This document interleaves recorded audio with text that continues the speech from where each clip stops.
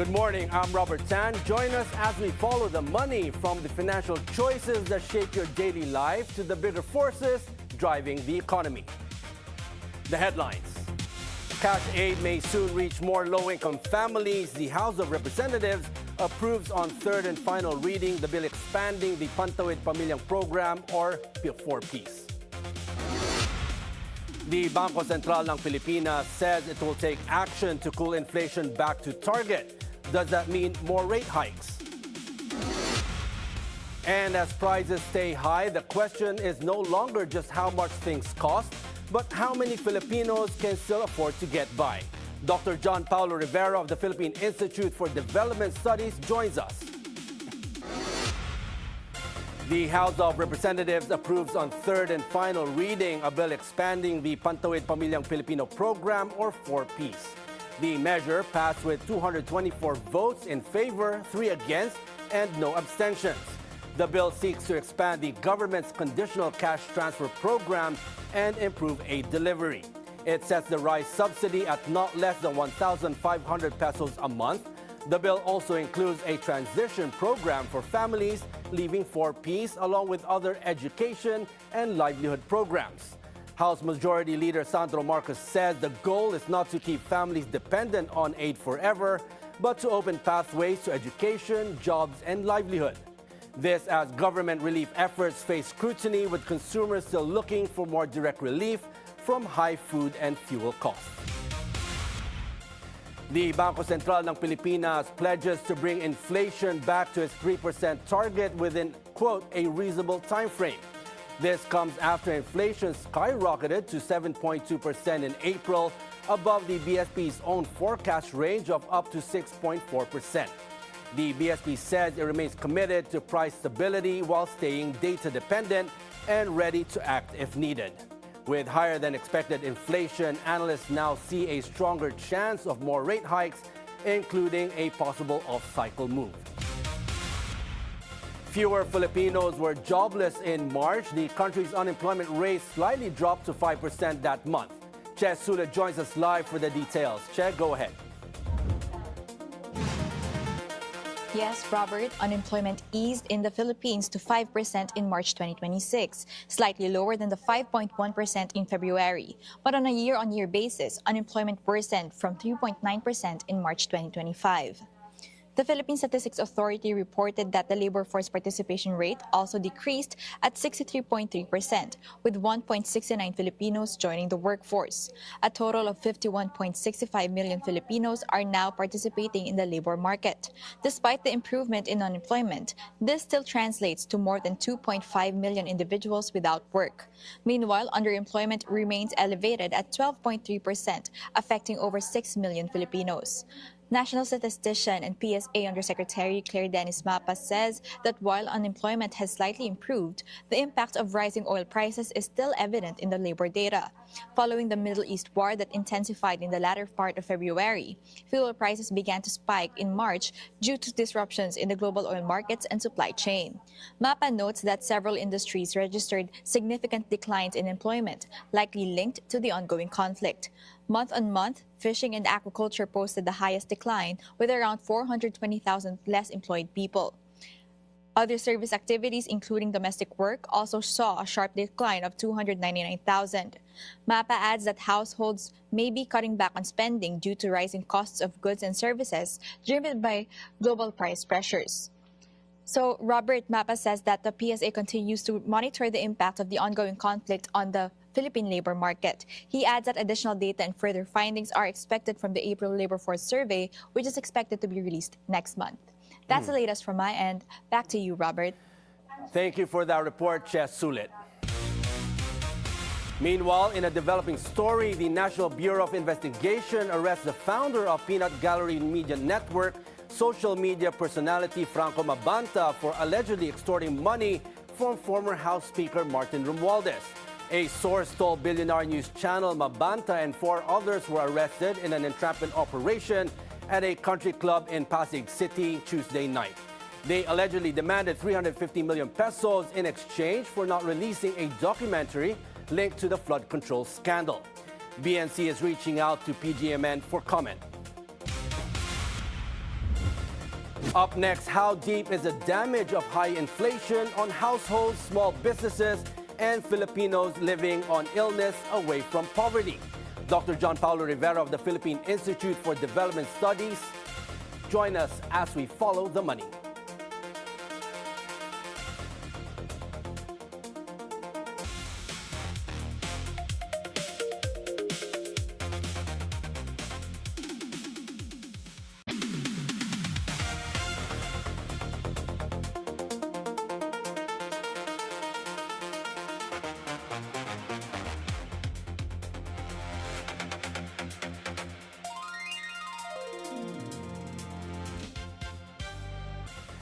Welcome back. In a single month, inflation went from 4.1 to 7.2%, the highest in 3 years, and well above what the Bangko Sentral ng Pilipinas saw coming. Transport costs are up over 21%. Food inflation nearly tripled. When the central bank misses its own forecast by this much, it raises a harder question. Does anyone in government actually have a handle on what's happening to Filipino families? And joining us this morning is Paolo Rivera, Senior Research Fellow at the Philippine Institute for Development Studies, or PIDS. JP, welcome to Follow the Money. Thanks for joining us this morning. Hi, good morning, Robert. Thank you for having me. Now, JP, 7.2% inflation, the highest we've seen in 3 years, and it blew right past the BSP's own forecast. What does it tell you when the central bank gets its own inflation projection that wrong that fast? Well, missing the inflation forecast recently is actually telling us something, that the oil price shock that we're experiencing right now is very fast. Its impact on the economy is very rapid and broad-based. But we also have to understand that most central bank models are actually making an assumption that the transmission mechanism is gradual. So what happened now is very fast-paced, and that it exposes the Philippines. It tells us that the exposure of the Philippines is actually, to oil price is very broad, that the effect of monetary policy can only do so much. Now, JP, you studied poverty economics. When inflation spikes like this, what actually happens to a Filipino family sitting just above the poverty line? How fast does that 7.2% push them under? Well, because their purchasing power has been slashed by that amount, then it might actually put them back to power, or push them back to poverty in a very quick manner as well. And knowing that these households are the ones who are already spending 60 to 70% of their income on food, essentials, utilities, power, then their purchasing power is eroded to the point that they would have to do something to cope up because they do not have buffers. Yes. So they will reduce their food expenditure, they will even pull out their children from school, reduce the quality of their food, and even borrow money. Yes. So it's actually putting them in a situation wherein it's very difficult to recover because of that lack of buffer. Yes. Plus, if you take out a loan, it's also harder to pay it back if you don't have that much income left. And with interest rates are rising, it's very difficult for them. Now, talking about buffer, you mentioned household buffers. Now, government buffers. Now, OFW remittances are always cited as our buffer in the economy now. But if inflation is outpacing what families are receiving from abroad, are we just masking a deeper structural problem? Because I've asked this before. How can we move away from relying all the time for the OFW remittances? What can we do to fix that? Well, remittances, they have always been our buffer, but we have to understand that they are not a total safety net. Because when the peso depreciates, it's true that the peso value of remittances, the value of money that households are receiving is actually increasing. But when the pass-through effects, the second round of effects of inflation would come in, that also gets eroded because of higher prices. Yes, they are earning a lot of peso value, but it's being eaten up by inflation. But we also have to understand that remittances does not actually also capture the lack of job quality, the unemployment, the availability of better opportunities. So while remittances do help, they are actually not revealing the actual vulnerabilities of the Philippines as far as social protection also is concerned. Now, JP, what do you say when we say 7.2% inflation nationwide? But that's average. What happens in provinces where it's hit the most? Is it much higher than is projected? Well, I would like to put it this way. The 7.2% headline inflation rate is different for different segments of society. For the rich people, for the poor, the middle class, the ultra poor, it's totally different. But we have to look at the inflation rate from what's headline and what is the reality on the ground. So what is the reality on the ground? The reality would be the 7.2 for those in the brink of poverty is very high for them. Because of the lack of alternatives that they may have. That's why they are the one who needs support the most. Unlike those in the other segments, the higher segments of society, then they can actually cope up. So it's totally different. We do not have to interpret inflation as across the board. Now, when we talk about monetary policy, it takes around 12 to 18 months to filter through the economy. That's a long time when prices are spiking this fast. What can government actually do right now that matters? Maybe a quick fix right now where it matters most. Well, again, I have mentioned earlier that monetary policy can do so much. Monetary policy cannot generate supply, cannot fix logistics. That's why government, for the meantime, can actually try to address these constraints by targeted subsidies, subsidies or support to MSMEs, to agriculture, to food supply, so that they can control the prices. And we also have to understand that the inflation is primarily driven by transport, utilities, energy, and food. So controlling this one, fixing supply, giving ayuda, for the meantime, would help lower down the price, would help the households augment their purchasing power. But then there should be an exit strategy here because this doesn't have to be permanent, as the crisis is not also permanent. Yeah. Now, going back to the inflation rate, which is at 7.2%, when it was at 2.4 and it went all the way to 4.1, when the BSP met, they raised the interest rates by 25 basis points. And now this massive jump again to 7.2%. What are your projections? What do you think the BSP is going to do? And will that help? Did it help before? Well, knowing how the BSP behaves as far as policy rates are concerned, they're very data-driven, and there is now an indicator for the BSP to actually increase rates, so that to curb demand. But we also have to understand that the inflation here is primarily supply-driven. Yes. And being supply-driven, the interest rate hikes can only do so much. It doesn't address the supply. So here comes now the mix of interventions from the monetary and fiscal sector, such as the temporary amelioration programs, ayuda, to actually help alleviate the welfare consequences of the inflation. Because there are different schools of thought between economists like yourself and financial analysts saying that, again, it is supply-driven, so they shouldn't have raised the interest rates. And it was also mentioned that it wasn't unanimous. So what are your thoughts on that? What kind of research is being done right now to see what works when at a time like this? Is it already structural, or these kinds of policies work? Well, again, so far the issue here is supply-driven. So intervention from fiscal sector is the preferred, or the better one that will generate leverage. For monetary policy, it is not effective in curbing supply-driven inflation, but it is very effective in slowing down growth, and especially now in the we're waiting for the first quarter GDP growth, and if interest rates would continue to hike, then we might be sacrificing this potential growth from GDP. But how does that also work when we're a country where it's predominantly consumer-driven? So if prices go high, people tend to lessen their consumption, and that will also be detrimental. Well, it's very detrimental, particularly for the firms, because as the households would reduce their consumptions, then the firms would have to reduce their margins. And because costs are increasing, firms are now in this tight cost and pricing tug of war.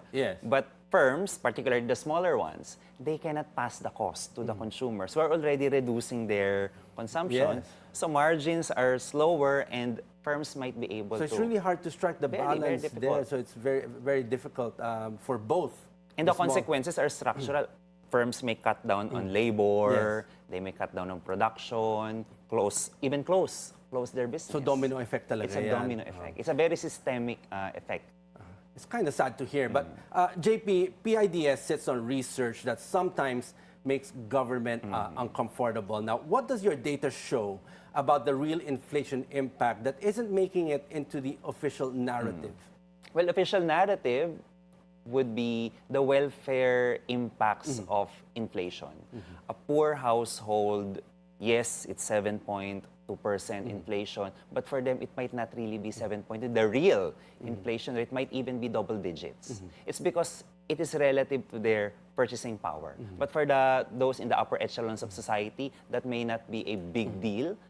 So the treatment of inflation would have to be accustomed or customized rather to a particular segment of the population to be more cognizant, to be more empathetic of how other households are actually feeling. Again, and since we're data-driven, we're still projecting 5% GDP growth, but growth numbers and inflation numbers are telling two completely different stories right now.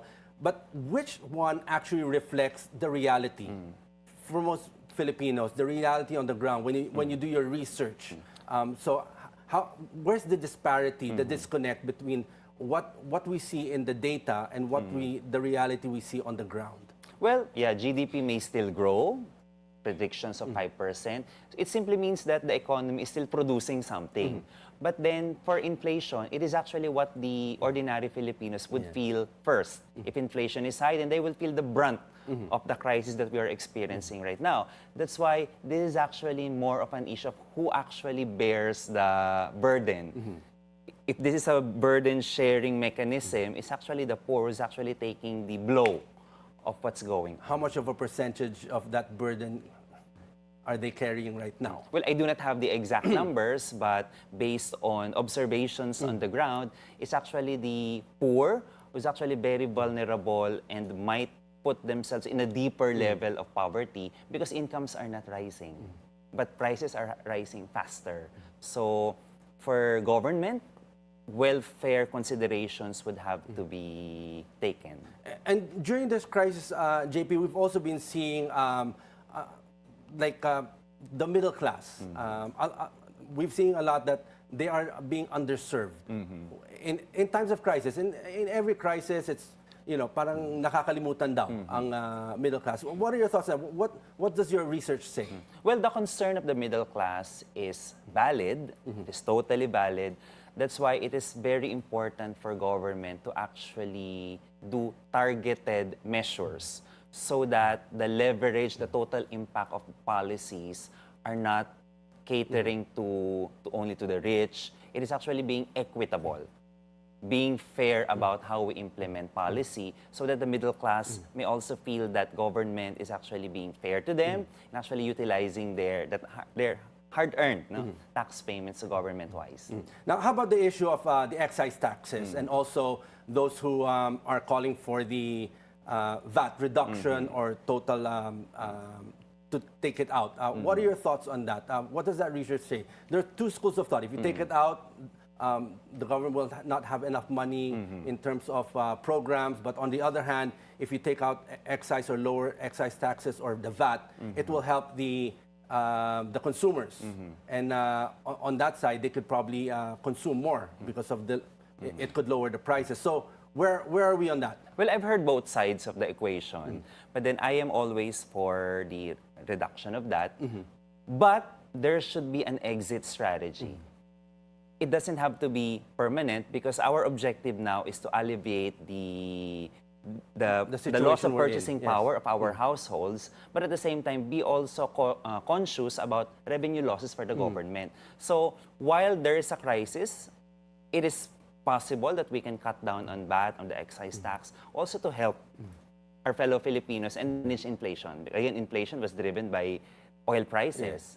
And the exit strategy would actually save government from doing this for an extended period of time, that when the crisis ends, then we can also put it back again. Because as we see it, when the inflation rate hiked to 4.1, they were saying that if you had 500 pesos today, it's only like worth 400 pesos. Now it hiked up again to 7.2. So magkano ng 500 pesos natin ngayon? Well, certain computations would have to be done on that. But we know from this higher inflation that our pesos can buy less products. Our current income now has actually a diminished power to buy the same products that we are usually buying. Now, JP, if PIDS could mandate 3 policy interventions tomorrow to break this inflation cycle, what would they be, and why hasn't government moved on them yet? Well, number 1 would be targeted support, particularly for MSMEs, food, agriculture, and logistics, because it can manage the cost. Second would be in terms of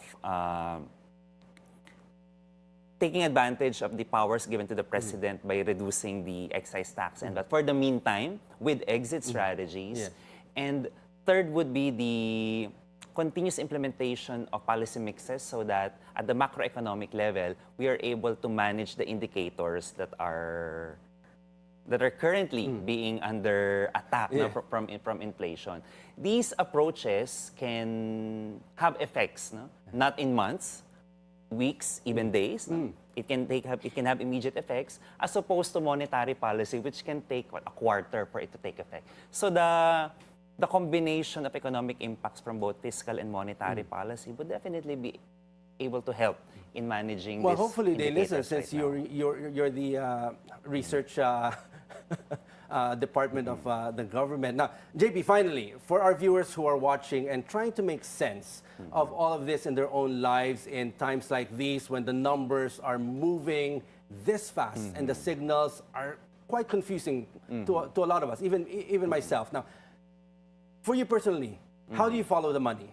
Well, in this current situation that we have right now, I follow the money by following where the pressure points are.